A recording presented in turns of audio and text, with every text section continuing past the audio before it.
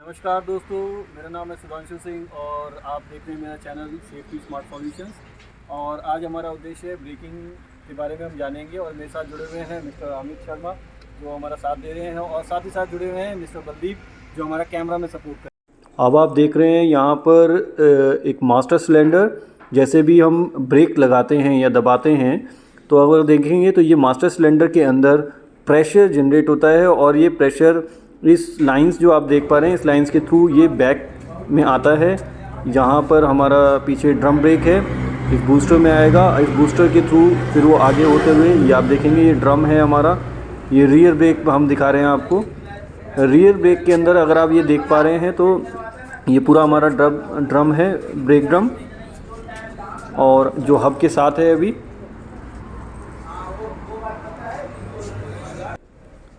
फिर ये अभी हम फ्रंट वाला देखेंगे। ये फ्रंट में अगर आप देख पा रहे हैं तो ये फ्रंट ब्रेक का है।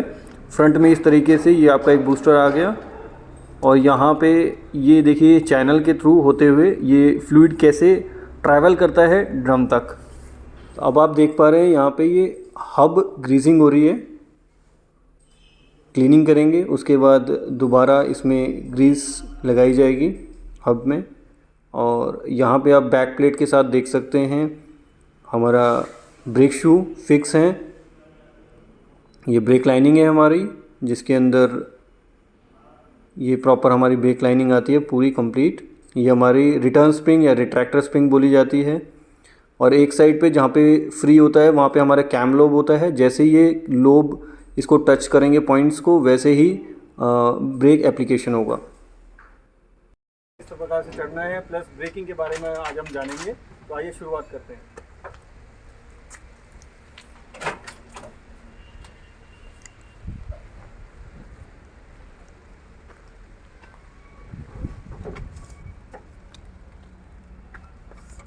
हाँ जी अमित, तो आप आज क्या जानना चाहते हैं?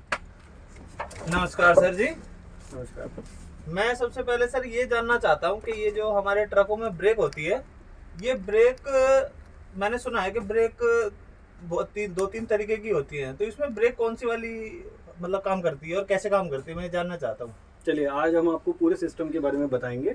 जैसा कि हमने अभी थोड़ी देर पहले ही आपको दिखाया कि फ्रंट ब्रेक कैसे होती है हाइड्रोलिक में और रियर की ब्रेक कैसे होती है। ठीक है। अब हम उसकी वर्किंग के बारे में बात करेंगे। तो ये आपका एक क्लच का रेस्ट है।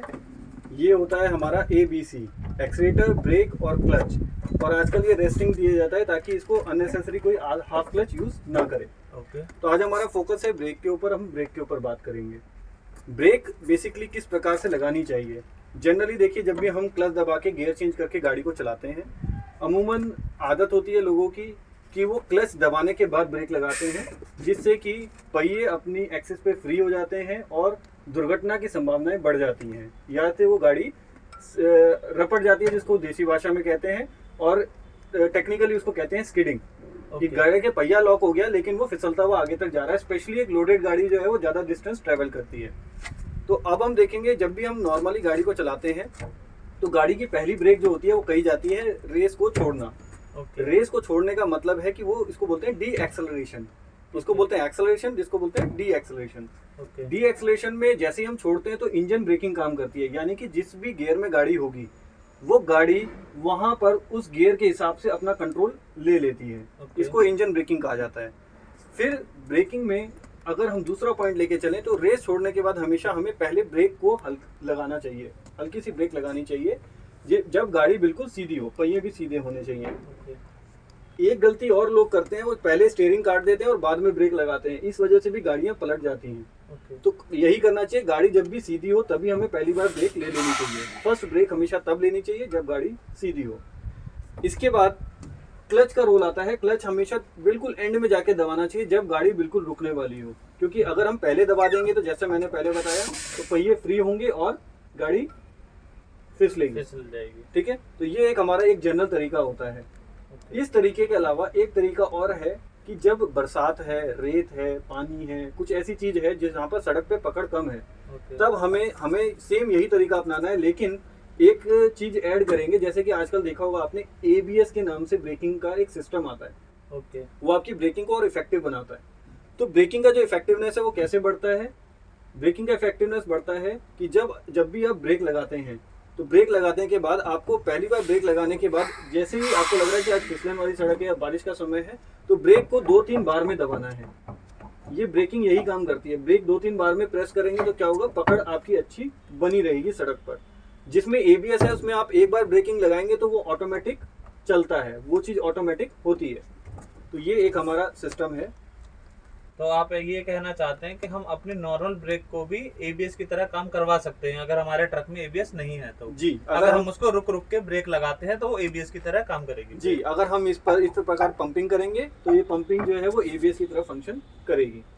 ओके सर, अच्छा मुझे एक बात और बताइए, एक बात जाननी है मुझे कि जैसे कि मैं अपना ट्रक लेके चल रहा हूँ और अचानक से कोई मेरे सामने कोई जानवर आ गया या फिर कोई बाइक वाला आ गया, मेरे सामने एक इमरजेंसी की सिचुएशन आ गई है, तो उस टाइम पे मैं ऐसा क्या करूं कि मेरे ट्रक की दुर्घटना होने से बच जाए और जो मैं सामान लेके जा रहा हूं वो सुरक्षित पहुंच जाए? देखिए अमित, आपने बहुत बढ़िया सवाल किया है, क्योंकि ये अक्सर होता है सड़क पर हमारे पास कोई भी चीज़ अचानक सामने आती है। तो दृष्टि और जो हमारे देख रहे हैं हम वो और एक्सलेशन, ये दोनों का एक और समावेश जरूर होना चाहिए। वो क्या कहता है कि जितना आपको दिखाई दे रहा है उसी हिसाब से स्पीड रखें, तो इस तरह प्रकार की सिचुएशन अचानक नहीं होगी। और दूसरी चीज़, अगर हो भी जाए तब भी इमरजेंसी में कोई भी इंसान नया कुछ नहीं करता, जो उसके दिमाग में ऑलरेडी रिकॉर्डेड है कि किस तरह से वो फंक्शन को कंट्रोल कर रहा है, वही चीज़ें होती हैं। तो वहाँ पर आपका सेम यही फंक्शन काम करता है, लेकिन आपको इसकी आदत बनानी होगी। स्पेशली क्लच पहले दबाने के बाद ब्रेक बिल्कुल ना लें, ये अक्सर गलती होती है इमरजेंसी में, क्योंकि ये आसानी से प्रेस हो जाता है और ब्रेक को थोड़ा सा टाइम लगता है दबने में। तो ये गलती होने की वजह से वो क्या है, दुर्घटना बड़ी हो जाती है। तो इमरजेंसी में वही होगा जो आप नॉर्मली 5 या 10 की स्पीड पे भी कर रहे होंगे, 50 पे भी अगर इमरजेंसी आती है तो वो वही काम होगा जो आपका बताया। ABC, एक्सीलेटर छोड़ना है, ब्रेक लगाना है, फिर एंड में जाके क्लच दबाना है। जिसको हम आसान भाषा में याद रखेंगे ABC। तो आई होप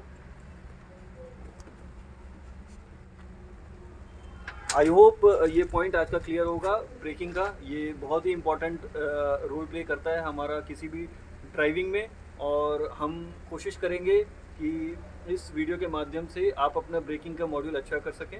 आइए हम उतरने का भी एक तरीका जान लेते हैं इसी के साथ। जब भी उतरना हो